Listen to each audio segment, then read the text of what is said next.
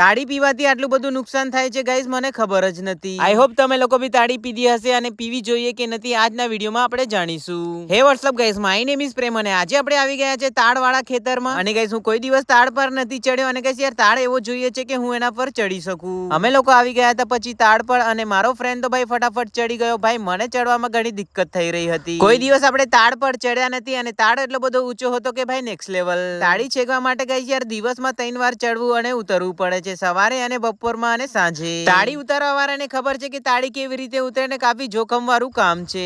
આ તાળ નવો સ્ટાર્ટ થઈ રહ્યો છે તો એના ચલતે ફિલહાલ તાળી ઓછી ઉતરી રહી છે.